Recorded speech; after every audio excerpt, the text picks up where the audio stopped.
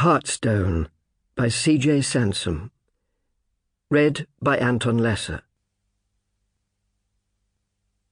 The churchyard was peaceful in the summer afternoon. Twigs and branches lay strewn across the gravel path, torn from the trees by the gales that had swept the country in that stormy June of 1545. People spoke of hailstones in the north as large as fists, with the shapes of faces on them.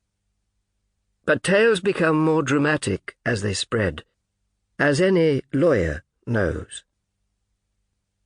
I had been in my chambers in Lincoln's Inn, working through some new briefs for cases which would not be heard until the autumn.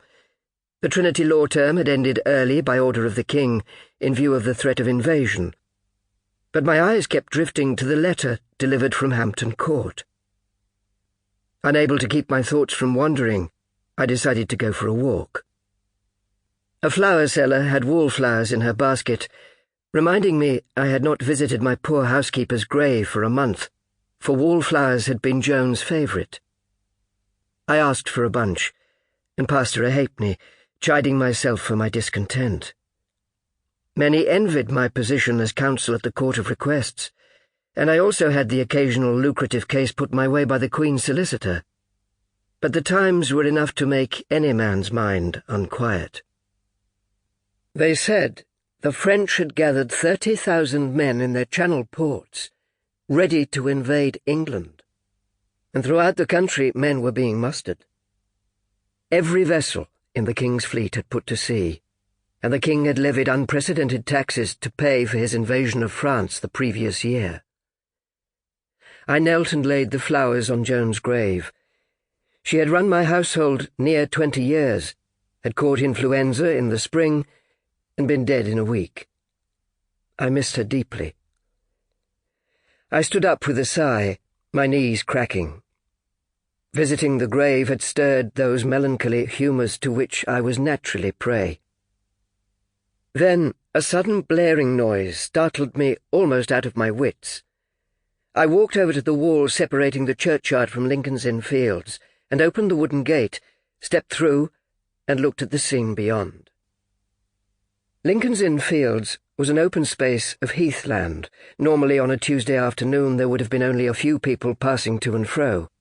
Today, a crowd was gathered, watching as 50 young men stood in 5 rows. Some looked sulky, some apprehensive, some eager.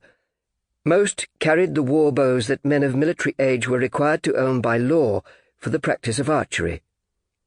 The bows were 2 yards long, taller than their owners for the most part. The men were being shepherded by a middle-aged soldier, resplendent in the uniform of the London trained bands, a white doublet with sleeves and upper hose slashed to reveal the red lining beneath. Over 200 yards away stood the butts. Here, men eligible for service were supposed to practice every Sunday. I made out a straw dummy, a crude French fleur-de-lis painted on the front. These city men were having their skills tested, to select those who would be sent to the armies. I was glad that, as a hunchback of 43, I was exempt from military service. A plump little man on a fine grey mare watched the men. The rider wore half-armour, a peacock feather in his black cap stirring in the breeze. Edmund Carver, one of the city's senior aldermen. He looked uneasy in his armour. Beside him stood 2 more soldiers in trained band's uniform, one holding a trumpet and the other a halberd. Nearby a clerk stood, a portable desk slung round his neck. The soldier with the halberd laid down his weapon and picked up 6 leather arrow bags. He ran along the front row, spilling out a line of arrows on the ground. The soldier in charge spoke in a loud, carrying voice. "England needs men to serve in her hour of greatest peril. The French stand ready to invade, to rain down fire and destruction on our women and children. But we know that 1 Englishman is worth 3 Frenchmen, and those chosen today will get a coat and 3 a day." His tone hardened. "Now, we shall see which of you lads have been practising as the law requires and which have not. Those who have not may find themselves levied to be pike." Sample complete. Ready to continue?